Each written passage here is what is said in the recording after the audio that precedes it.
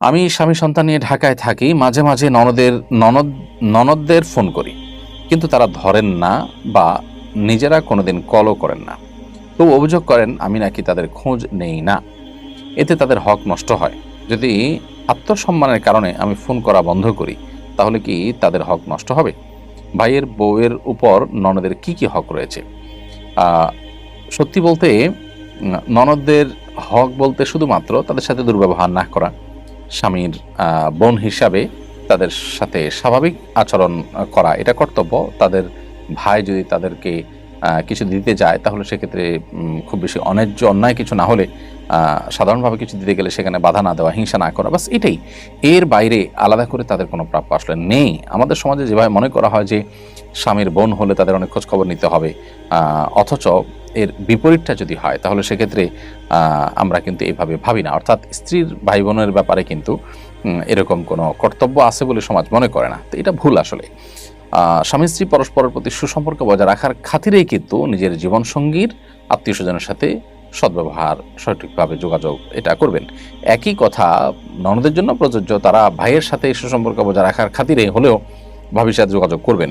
এখানে শুধুমাত্র আমার দেশে বউ হয়ে কেউ কোনো বাড়িতে গেলে তার কাছ থেকে সবাই প্রত্যাশা করে এবং তার প্রতি দায়িত্বশীলতার ব্যাপারটা কেউ মাথায় রাখে না। সত্যি এবং প্রকৃত অর্থে বলতে গেলে এখানে আসলে তার সেরকম কোনো দায়িত্বই নেই। শুধুমাত্র সদাচরণ করবেন এবং তাদের কোনো ক্ষতির কারণ হবেন না, সেটা হলো মূল বিষয়। আর এমনকি তাদের সাথে যোগাযোগ নাও হয়, তার রক্ত সম্পর্কে আত্মীয় যেহেতু সরাসরি নন, অতএব সেটা আত্মীয়তার সম্পর্ক ছিন্ন করার গুণাও কিন্তু হবে না। সামনে দুর্গাপূজা, এ উপলক্ষে অনেক কোম্পানি তাদের পণ্য ডিসকাউন্ট দিচ্ছে। ডিসকাউন্ট গ্রহণ বা কোনো পণ্য কেনা যায় হবে কিনা? উত্তর হলো যে দুর্গাপূজা উপলক্ষে কোনো পণ্য আপনার কেনা বা কোনো ডিসকাউন্ট কোনো কোম্পানি দিলে সেটা গ্রহণ করাতে মৌলিকভাবে কোনো অসুবিধা নেই। কারণ এখানে আপনি কোনো অন্যায়ের প্রত্যক্ষ কিংবা পরোক্ষ কোনোভাবে সহযোগী হচ্ছেন না। অর্থাৎ আপনি ডিসকাউন্ট গ্রহণ করাতে কিছু আসছে যাচ্ছে না, কোনো অন্যায় হচ্ছে না। সেজন্য এটা মৌলিকভাবে কোনো নিষিদ্ধ বিষয় নয়, না জায়েজ কোনো বিষয় নয়, এটা আপনার জন্য হালাল হবে। যদি আপনার এই ডিসকাউন্ট গ্রহণ করাটা তাদের সেই কাজে, অর্থাৎ পূজার কাজে, শিরকের কাজে সহযোগিতা হতো, উৎসাহ দেওয়া হতো, সেটা ভিন্ন বিষয়। সেরকম কিছু যেহেতু হচ্ছে না, অতএব এটা কিন্তু আপনার জন্য নাজায়েজ হবে না।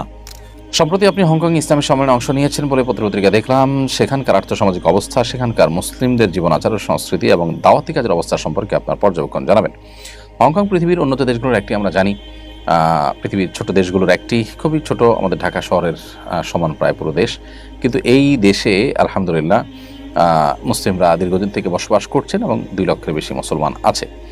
70 লাখ মানুষের মধ্যে 2 লক্ষের বেশি মুসলমান আছেন এবং এই মানুষগুলোর মধ্যে বেশিরভাগই পাকিস্তানি এবং এর বাইরে ইন্দোনেশিয়ান আছে কিছু, আর বাংলাদেশি মাত্র 1002 মানুষ আছেন, যারা বেশিরভাগই ব্যবসায়ী মানুষ এবং অনেকে আছেন ইউনিভার্সিটিতে বিভিন্ন ফ্যাকাল্টি তারা পড়াশোনা করছেন, অনেকে পিএইচডি গবেষক। তো সেখানে আলহামদুলিল্লাহ দিনী কাজ যেটুকু চলছে সেটুকু দেখে যথেষ্ট ভালো লেগেছে। তবে আরও এটাকে অনেক বেশি বেগবান করবার সুযোগ আছে। আমরা যারা সেখানে থাকবো তারা দাওয়াতে নিয়োজিত থাকবো, সে কথা বারবার আমরা তাদেরকে বলার চেষ্টা করেছি।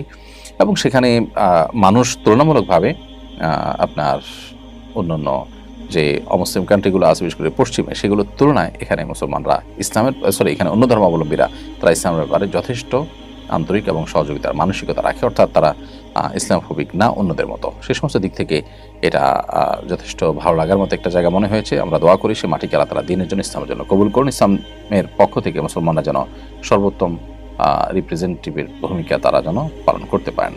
নামাজের আগে অনেক সময় মোবাইল সাইলেন্ট করতে মনে থাকে না। এক্ষেত্রে নামাজের মধ্যে কল এলে আমি এক হাতে কল কেটে দিই, এতে নামাজের কোনো ক্ষতি হবে কিনা? কোনো অসুবিধা নেই, বিশেষ করে যদি আমলে কাসির এর পর্যায়ে না হয়। অর্থাৎ আপনি যদি মোবাইলের সে কল কাটতে গিয়ে মোবাইল বের করেন, দেখেন, অনেক নাড়াচাড়া করেন এবং এমন কিছু করেন যেটা দেখে আপনার মুড দেখে আপনি কি নামাজে নাকি নামাজের বাইরে সেটা স্পষ্ট না হয়, এরকম যদি হয় তাহলে সেক্ষেত্রে আপনার এই নামাজ আপনার আর থাকবে না, বরং এটা নষ্ট হয়ে যাবে। কারণ আমলে কাসির হলে নামাজ ভঙ্গ হয়ে যায়। অথবা আপনি আলতোভাবে শুধুমাত্র এক হাত দিয়ে, এক হাত বাঁধা আছে আর এক হাত দিয়ে কেটে দিলেন অথবা বন্ধ করে দিলেন, সেটা আপনি করতে পারেন পকেটে হাত ঢুকিয়ে বা বাহির থেকে, সেটাতে অসুবিধা নেই। কিন্তু অনেক বেশি যদি আপনি মোবাইল দেখাদেখি করেন এমনভাবে যেটা দেখে আপনার নামাজের বাইরে আছেন কিনা সেরকম একটা অবস্থা যদি বোঝা যায় তাহলে কিন্তু নামাজ নষ্ট হয়ে যাবে। এরপরে প্রশ্ন করেছেন, বয়োবৃদ্ধ হয়ে আমাদের একজন খালার স্বামী মারা গেছেন, সর্বনিম্ন কতদিন ইদ্যত পালন করতে হবে? বেশি দিন ইদ্যত পালনে তার চাকরি চলে যাওয়ার অবস্থা হতে পারে, কিন্তু তার পারিবারিক দিক বিবেচনা করে তার চাকরিটা করা অতি প্রয়োজনীয়। বৃদ্ধ হয়ে যদি কেউ মারা যান তাহলে সেক্ষেত্রে তার স্ত্রী নিশ্চয়ই তিনিও বৃদ্ধা। তো এই ক্ষেত্রে তার উপার্জন করা বা চাকরির উপর নির্ভর করার বিষয়টা কেন এত বেশি গুরুত্বপূর্ণ সেটা পরিষ্কার নয়।